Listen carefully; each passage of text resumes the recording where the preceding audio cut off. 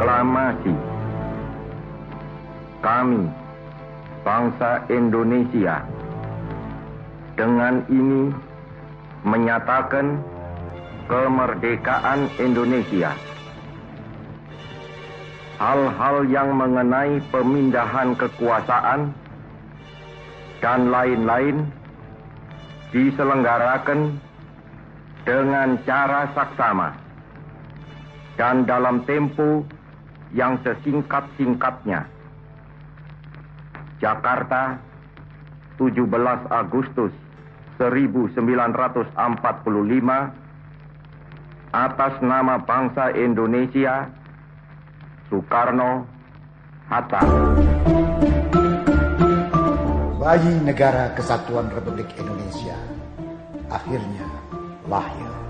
Seluruh rakyat Indonesia menyambutnya dengan sukacita di pelosok-pelosok tanah air. Penantian panjang untuk menghirup kemerdekaan berakhir dengan gembira. Masa depan negara yang diperjuangkan dengan pengorbanan para pahlawan dan selalu dikhianati bagian kaum penjajah terbentang cerah.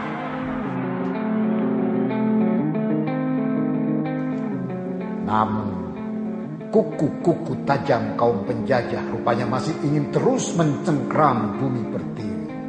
Selang 3 tahun pasca proklamasi NKRI, Belanda melancarkan agresi militernya yang kedua di tahun 1948. Yogyakarta, ibu kota negara RI saat itu, dibombardir oleh serangan militer Belanda. Begitu juga Bukit Tinggi, Jogja takut. Diikuti penangkapan terhadap Soekarno, Muhammad Hatta, Sultan Syahrir, dan beberapa tokoh lainnya. Negara dalam bahaya besar. Saat-saat genting itulah Bung Karno dan Bung Hatta membentuk Pemerintah Darurat Republik Indonesia atau disingkat PDRI dan menyerahkan mandatnya kepada Syafruddin Prawira Negara.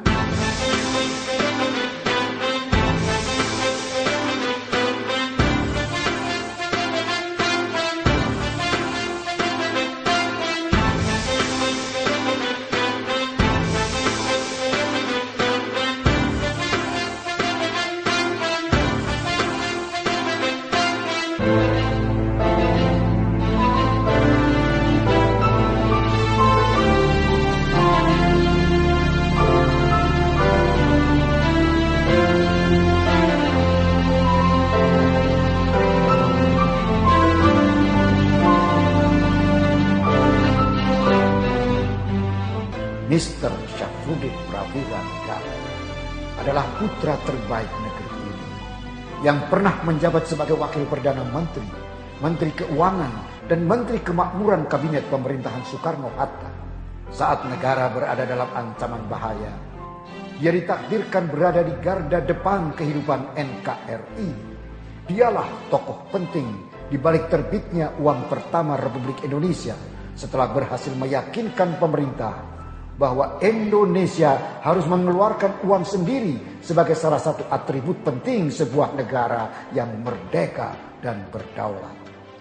Disinilah lahirnya sejarah ORI atau Uang Republik Indonesia. Mata uang itu adalah bagian dari identitas sebuah negara. Berarti kepercayaan rakyat kepada uang itu, berarti kepercayaan rakyat kepada sistem kekuasaan, kepada negara. Kebetulan ketika uang Republik Indonesia itu resmi diedarkan, Menteri Keuangan itu Pak Syafruddin. Jadi Pak Syafruddin yang punya gagasan tentang uang Republik, Pak Syafruddin juga yang mengedarkan. Nah, pada waktu itulah terjadi krisis. Nah, Syafruddin sebagai Menteri Keuangan dari zaman RIS dan Perdana Menteri adalah Hatta mengusulkan bagaimana harga uang itu dinaikkan. Nah, ketika itulah terkenal uang 5.000 ke atas digunting. Tapi ternyata dengan gunting Syafruddin pun nggak bisa diselamatkan juga. Akhirnya Pak Syafruddin juga lah yang mengubur riwayat uang Republik Indonesia itu. Sebagai Menteri Kemakmuran ketika itu, Pak Syafruddin Prawira Negara, saya kira sangat familiar juga dengan kondisi yang ada di Sumatera Timur, di Sumatera Tengah gitu. Dan ketika itu memang Bukit Tinggi adalah satu kota revolusi.